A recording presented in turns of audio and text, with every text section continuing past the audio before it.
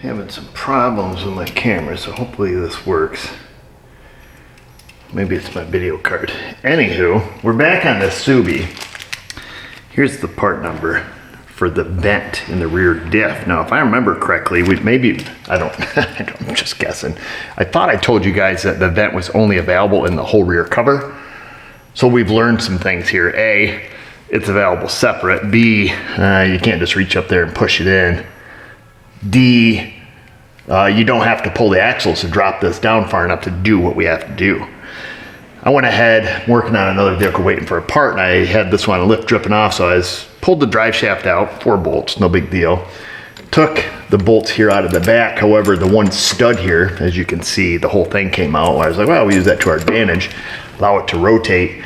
But once you take the front bolts out of this here, the whole thing slides forward and just, wants to hit the dirt. So I think that perhaps we'll just leave all the crap hooked up to it and see if we can't get this piece out of the rear diff, hopefully like with a chisel and air hammer, just brrr, brrr. That's the plan.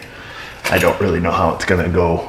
Hopefully it goes as planned. We're gonna try to very gingerly just get on that thing and just massage it up out of there and see what we can do. All right, gentle, cast aluminum. We're gonna be very ginger on this thing. Ooh. She's a little wobbly. Easy.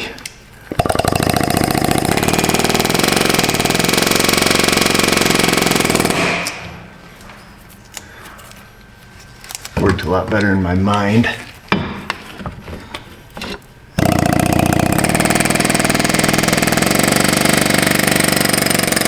Oh,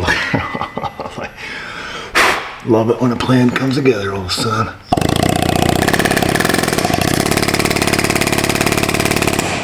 There it is. This is how we do it. Let me just blow that off before we drop a bunch of gobbledygook down in the rear diff. Nobody likes gobbledygook in the rear diff. There's that. Boom, bingo, bango. Look at our little thing we did. Look how good that sealed up. Does it work? Oh yeah. That's fun. That thing would have worked forever. All right, now we need to learn how to stick this down in there. Yeah, let me see if I can find a socket that fits in. We'll tippy tap it right on in. It is the 13mm variety that we'll use for our driving device. Now these, ooh, right down my neck. These are a check valve for what it's worth. So they have a little tin cap. So they let air out but not air in. Ready? I'm gonna try a sucky. That's how you can tell. Has some restriction coming out. Anyhow, enough show and tell. See if we can't tap her down in. Maybe I should get a longer socket. I tried a short socket, but it wasn't. I'm like a little woodpecker up here.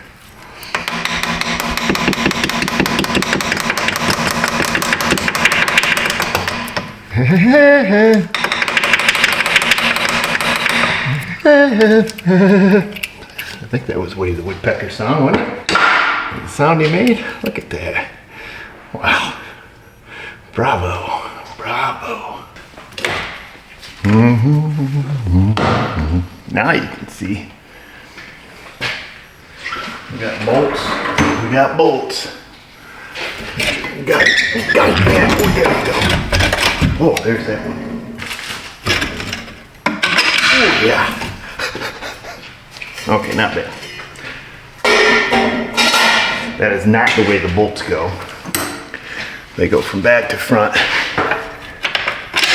And the problem is, see, I don't know if she takes this thing to the show, but you show up there, the judge be on that thing so fast. I don't think they'd ask you to leave, but you may not be welcomed back, I guess is what I'm getting at there. I'm gonna put these nuts back on there. Before we tighten those up though, I wanna make sure that I can get this stud started that's in the back here.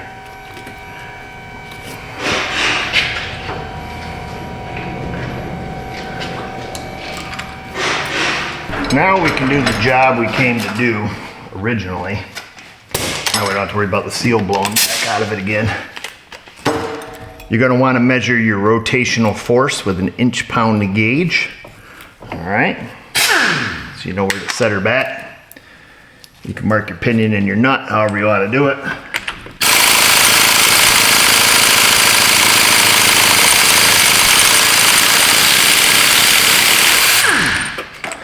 Whoa, dude. I don't know. Sometimes we can just tap them off a little bit. Let me get I just want to make sure that flange is thick enough. Let me get a brass hammer and tap on it just a little. This here's one of those camera tricks. Look at that, it comes right off. I already gave it one tap. It moved quite a bit there. I didn't think it would initially. But I gave it a little tap, she came right off. All right, so there's our flange, or little, what you call it? Let's see here. We need to get our seal out of there.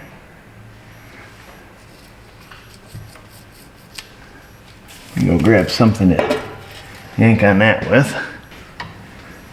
Might be too thick to get up in there, but we'll see.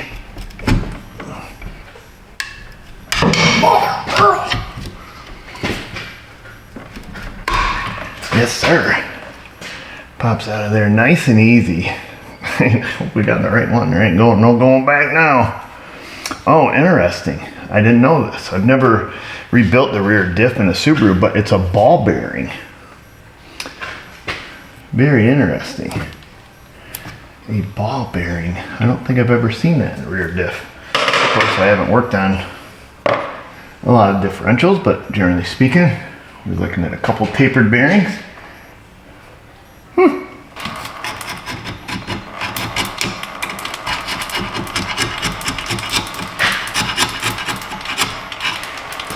Just going around it with a carbide scraper here.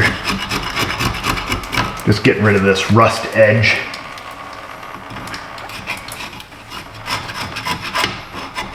We don't want anything to inhibit our installation of our new seal. We can. Usually a little rust around the edge there will make it quite a bit harder than it needs to be.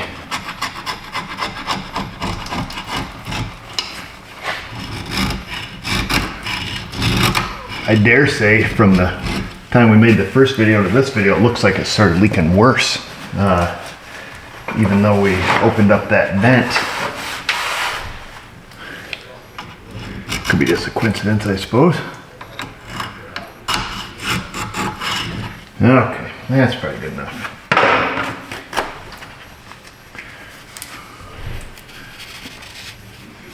Oh, wait around to make sure we got the junk out of there.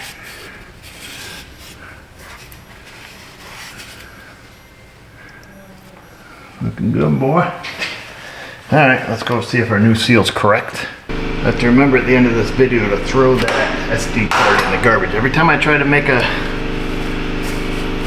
little clip here, it throws an error up on my screen and then I lose it. So you guys didn't get to see putting that in. I just used the axle nut socket and drove it home. Hopefully it stays with us now. Seeing big grooves on that.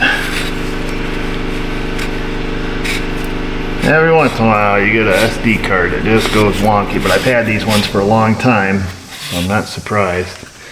But it sucks because I got to keep looking at my screen because it doesn't make any noise when it does it. All of a sudden I look over and it says SD card error or something like that. Okay, there's that. It really is kind of a bummer because there are things that I can do. This is the self-locking nut here, just FYI. We get to the end there, it's deformed. Some things I do, you only get one chance.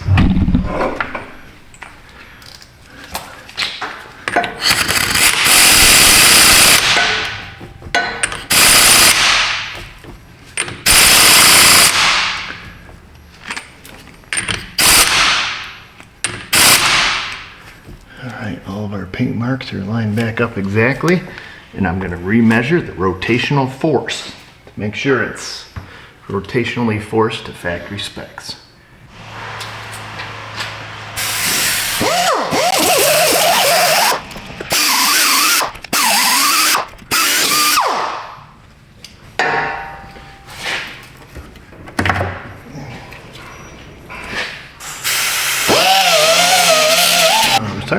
there's something wrong with my camera instead of my card. I look over and it's recording when it's not supposed to be, and I open up the little viewfinder there and it's already on.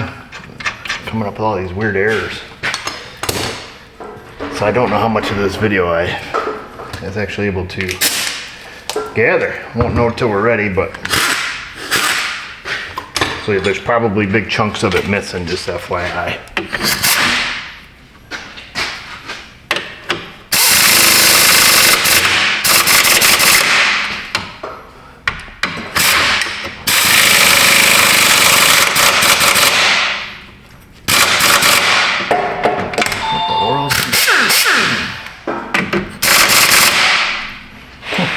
Going on my torque wrench, man. Maybe today's just not my day.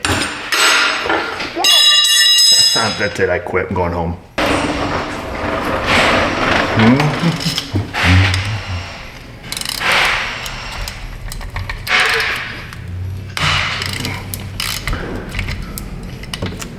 Never, ever, ever pull that drain out until you know you can fill it back. I won't be able to get on that all the way. Yes, sir. All right, we know that one will come loose.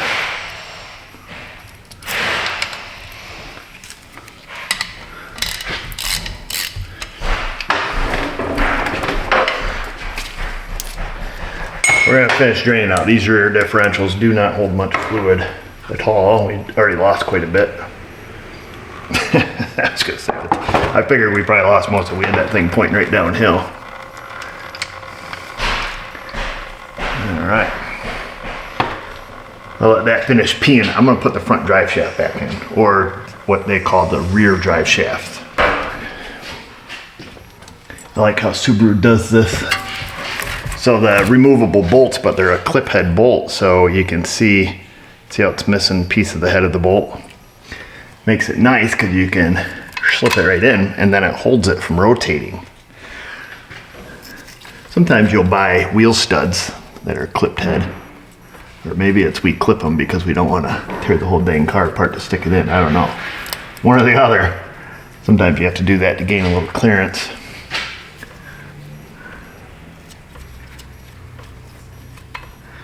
So slide that baby there.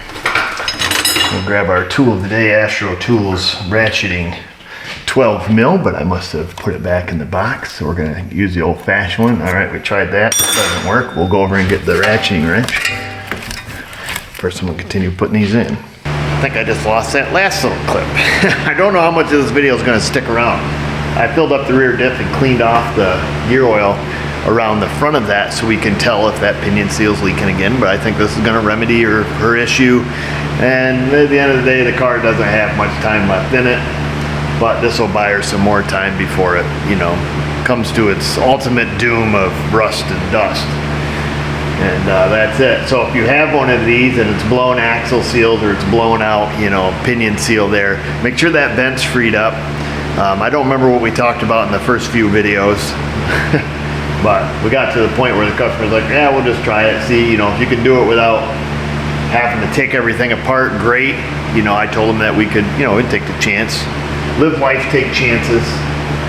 And worked out good in this case, able to get that down without having to, piss around with the axles and the exhaust. And then, everything gets kind of stupid at a certain level when you're fiddling with all that stuff, especially if the car's old and rusty, that spherical flange up there has already been rigged together, and you might better wait. The rest of the car might rot out before that stuff falls off. And this thing ends up down at Wilbert's U-Pull at a bath. Not a sponsor, but at the end of the day, that's where everything around here ends up, because nobody oil sprays their cars, and I don't know why.